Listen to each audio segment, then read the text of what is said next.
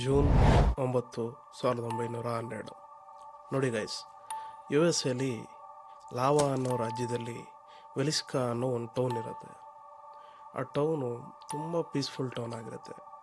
ಆ ಟೌನಲ್ಲಿ ಮೋರ್ ಅನ್ನೋ ಫ್ಯಾಮಿಲಿ ವಾಸಿಸ್ತಾ ಇರ್ತಾರೆ. ಆ ಮೋರ್ ಫ್ಯಾಮಿಲಿಯಲ್ಲಿ ಜೋಶಯ್ಯ ಮೋರ್, ಸಾರಾ ಮೋರ್ ಆ್ಯಂಡ್ ಅವರಿಗೆ 4 ಜನ ಮಕ್ಕಳಿರ್ತಾರೆ. ಆ 4 ಜನ ಮಕ್ಕಳೇ ಹರ್ಮನ್ ಮೋರ್, ಮೇರಿ ಮೋರ್, ಅರ್ಥೂರ್ ಮೋರ್ ಹಾಗೂ ಪೋಲ್ ಮೋರ್.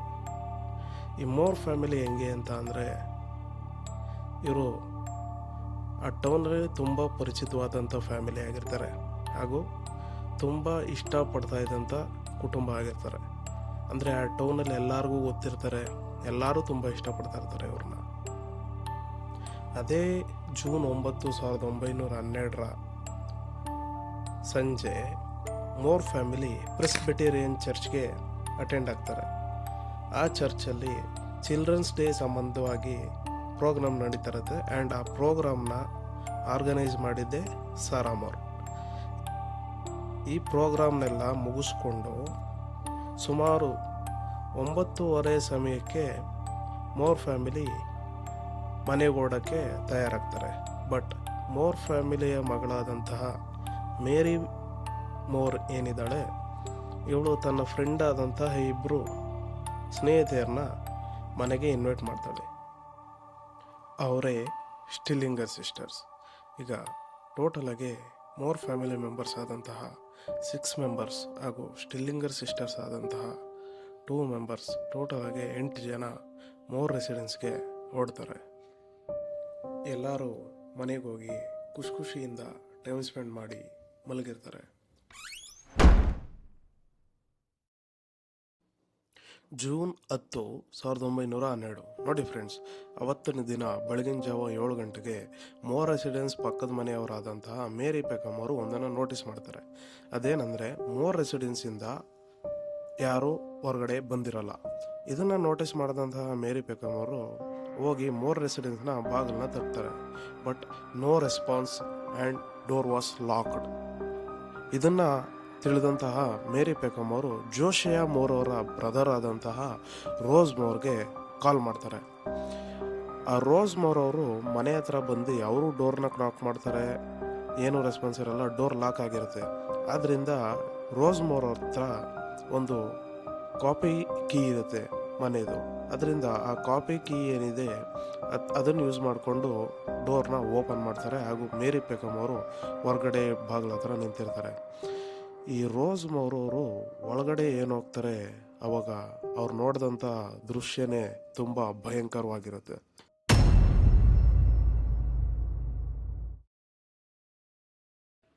ರೋಸ್ ಅವರು ಮನೆ ಬಾಗಿಲು ಓಪನ್ ಮಾಡಿ ಒಳಗಡೆ ಹೋಗ್ತಿದ್ದಂಗೆ ಗ್ರೌಂಡ್ ಫ್ಲೋರಲ್ಲಿದ್ದಂತಹ ಗೆಸ್ಟ್ ಬೆಡ್ರೂಮಲ್ಲಿ ಸ್ಟಿಲ್ಲಿಂಗರ್ ಸಿಸ್ಟರ್ಸ್ ಅವರ ಬಾಡೀಸ್ನ ನೋಡ್ತಾರೆ.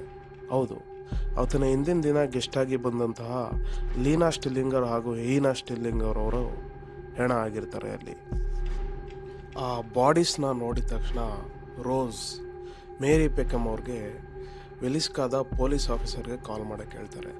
ಇದನ್ನು ತಿಳಿದಂತಹ ಪೊಲೀಸ್ ಆಫೀಸರ್ ಹೆನ್ರಿ ಹಾರ್ಟನ್ ಅವರು ಪ್ಲೇಸ್ಗೆ ಬಂದು ಮನೆಯ ಒಳಗಡೆ ಹೋಗಿ ಸರ್ಚ್ ಸ್ಟಾರ್ಟ್ ಮಾಡಿ ಹೊರಗಡೆ ಬಂದಾಗಲೇ ಗೊತ್ತಾಗೋದು ಇಡೀ ಎಂಟೈರ್ ಫ್ಯಾಮಿಲಿ ಸತ್ತೋಗಿರ್ತಾರೆ ಅಂತ. ಹೌದು, ಸ್ಟಿಲ್ಲಿಂಗರ್ ಸಿಸ್ಟರ್ಸ್ ಹಾಗೂ ಮೋರ್ ಫ್ಯಾಮಿಲಿ ಟೋಟಲಾಗಿ 8 ಜನ ಅಲ್ಲಿ ಸತ್ತೋಗಿರ್ತಾರೆ. ಇನ್ವೆಸ್ಟಿಗೇಷನ್ ಎಲ್ಲ ಆದಮೇಲೆ ಗೊತ್ತಾಗೋದೇನೆಂದರೆ, ಡಾಕ್ಟರ್ಸ್ ರಿಪೋರ್ಟ್ ಹೇಳುತ್ತೆ ಈ ಘಟನೆ ಬಂದು ಮಧ್ಯರಾತ್ರಿ 12 ಗಂಟೆಯಿಂದ ಬೆಳಗಿನ ಜಾವ 5 ಗಂಟೆ ಒಳಗಡೆ ನಡೆದಿದೆ ಅಂತ. ಹಾಗೂ ಈ ಕೊಲೆ ಯಾರು ಮಾಡಿದನಲ್ಲ, ಅವನು ಇವರು ರಾತ್ರಿ ಮನೆಗೆ ಬರೋಕ್ಕೂ ಮುಂಚೆನೇ ಮನೆಗೆ ಬಂದು ಮೇಲ್ಗಡೆ ಅಟ್ಟ ಏನಿರುತ್ತೆ ಅಂದರೆ ಸ್ಟೋರ್ ರೂಮ್, ಆ ಸ್ಟೋರ್ ರೂಮಲ್ಲಿ ಕೂತ್ಕೊಂಡು ಇವ್ರು ಬಂದಾದ ನಂತರ 2 ಸಿಗರೇಟ್ನ ಸೇದಿ ಟೈಮ್ ಸ್ಪೆಂಡ್ ಮಾಡಿ 1 by 1 ಎಲ್ಲರನ್ನೂ ಕೊಲೆ ಮಾಡಿದ್ದಾನೆ ಅನ್ನೋದು ಇಲ್ಲಿ ಕಂಡು ಬರುತ್ತೆ.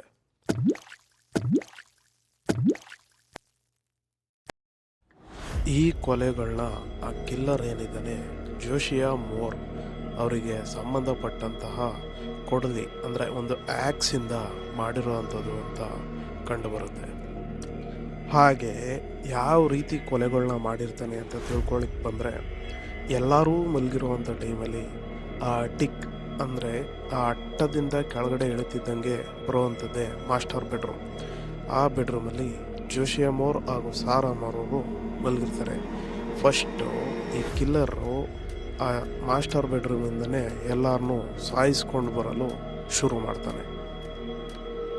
ಆ ಮಾಸ್ಟರ್ ಬೆಡ್ರೂಮಲ್ಲಿ ಸಾರಾ ಅಮೋರ್ ಹಾಗೂ ಜೋಶಿ ಅಮೋರ್ ಇಬ್ಬರು ಕೊಲೆಯಾಗಿರ್ತಾರೆ. ಬಟ್ ಜೋಶಿ ಅಮೋರ್ ಅವ್ರನ್ನ ತುಂಬ ಭೀಕರವಾಗಿ ಕೊಲೆ ಮಾಡಿರ್ತಾನೆ. ಯಾವ ರೀತಿ ಅಂದರೆ ಅವ್ರ ಮಗನೇ ಗುರ್ತಿಡಿಯೋಕ್ಕಾಗ್ತಿರೋ ಥರ ಕಣ್ಣುಗಳನ್ನೆಲ್ಲ ಹಾಳು ಮಾಡಿ ಮಗನೇ ಪೂರ್ತಿ ಡಿಸ್ಟ್ರಾಯ್ ಮಾಡಿಬಿಟ್ಟಿರ್ತಾನೆ. ಸಾರಾ ಅಮೋರ್ ಕೂಡ ಅಲ್ಲೇ ಪಕ್ಕದಲ್ಲಿ ಸತ್ತು ಬಿದ್ದಿರ್ತಾರೆ. ನೆಕ್ಸ್ಟ್ ವಿಕ್ಟಿಮ್ಸ್ ಆದಂತಹ ಅವ್ರ ಮಕ್ಕಳುಗಳು ಅರ್ಮನ್, ಮೇರಿ, ಅರ್ಥು ಹಾಗೂ ಪೋಲ್ ಮೋರ್ ಇರುವಂಥ ರೂಮ್ ಕಡೆಗೆ ಕಿಲ್ಲರ್ ಓಡ್ತಾನೆ. ಮಕ್ಕಳುಗಳನ್ನು ಕೂಡ ಅದೇ ರೀತಿ ಭೀಕರವಾಗಿ ಕೊಡ್ಲಿಯಿಂದ ಹೊಡೆದು ಸಾಯಿಸಿ ನಂತರ ತಿರ್ಗಾ ಮಾಸ್ಟರ್ ಬೆಡ್ರೂಮ್ಗೆ ಬಂದು ಅವ್ರನ್ನ ಪದೇ ಪದೇ ಹೊಡೆದು ಓಡೋ ಟೈಮಲ್ಲಿ ಆ ಕೆಳಗಡೆ ರಕ್ತ ಏನು ಬಿದ್ದಿರುತ್ತೆ ಅದು ಇವನ ಕಾಲಿನ ಬೂಟ್ಸ್ಗಳಿಗೆ ಅಂಟ್ಕೊಂಡು ಹೋಗ್ಬೇಕಾದ್ರೆ ಫುಡ್ ಸ್ಟೆಪ್ ಕೂಡ ಅಲ್ಲೇ ಪ್ರಿಂಟ್ ಆಗಿರುತ್ತೆ. ನೆಕ್ಸ್ಟು ಕೆಳಗಡೆ ಇರುವಂತಹ ಗೆಸ್ಟ್ ಬೆಡ್ರೂಮ್ ಕಡೆ ಓಡ್ತಾನೆ. ಇನ್ವೆಸ್ಟಿಗೇಟರ್ಸ್ ಹೇಳಿದ್ದಾರೆ ಏನಂದರೆ, ಕೊಲೆ ಆಗೋ ಟೈಮಲ್ಲಿ ಎಲ್ಲರೂ ಮಲಗಿರ್ತಾರೆ, ಬಟ್ ಒಬ್ಬರನ್ನ ಬಿಟ್ಟು. ಅದು ಯಾರಂದರೆ ಲೀನಾ ಸ್ಟಿಲ್ಲಿಂಗರ್. ಲೀನಾ ಸ್ಟಿಲ್ಲಿಂಗರ್ಗೆ ಮೊದಲೇ ನಿದ್ದೆ ಬಂದಿರಲಿಲ್ವೋ ಅಥವಾ ಕಿಲ್ಲರ್ ಎಂಟ್ರಿ ಆದಮೇಲೆ ಎಚ್ಚರ ಆಯಿತೋ ಗೊತ್ತಿಲ್ಲ. ಬಟ್ ಅವಳು ಪತ್ತೆ ಆದಾಗ ಬೆಡ್ ಮೇಲೆ ಅಡ್ಡವಾಗಿ ಮಲಗಿರ್ತಾಳೆ ಹಾಗೂ ತನ್ನ ರಕ್ಷಣೆಗೆ ಬಳಸ್ಕೊಂಡಾಗ ಆದಂತಹ ಗಾಯಗಳು ಅವಳ ದೇಹದ ಮೇಲಿರುತ್ತೆ ಹಾಗೂ ಅವಳನ್ನು ಲೈಂಗಿಕವಾಗಿ ಹಿಂಸೆ ಮಾಡಿ ಕೊಂದಂತಹ ಸಾಕ್ಷಿಗಳು ಅಲ್ಲಿರ್ತವೆ. ಮತ್ತು ಇಲ್ಲಿ ಇನ್ನೊಂದು ಆಶ್ಚರ್ಯವಾದಂತಹ ಘಟನೆ ಏನಂದರೆ, each and every mirror was covered with blanket. ಅಂದರೆ ಮನೆಯಲ್ಲಿರುವಂತಹ ಎಲ್ಲ ಕನ್ನಡಿಗಳನ್ನು ಬಟ್ಟೆಯಿಂದ ಆ ಕಿಲ್ಲರ್ ಮುಚ್ಚಿರ್ತಾನೆ.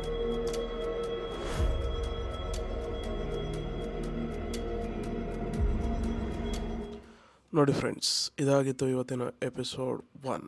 ಎಪಿಸೋಡ್ 2ಗೆ ವೆಯ್ಟ್ ಮಾಡ್ತಿರೋದೇ ಆದರೆ ಎಪಿಸೋಡ್ 2 ಅಂತ ಕಮೆಂಟ್ ಮಾಡಿ ಹಾಗೂ ಲೈಕ್ ಆ್ಯಂಡ್ ಸಬ್ಸ್ಕ್ರೈಬ್ ಮಾಡೋದನ್ನ ಮರಿಬೇಡಿ. ಬಾಯ್ ಬಾಯ್.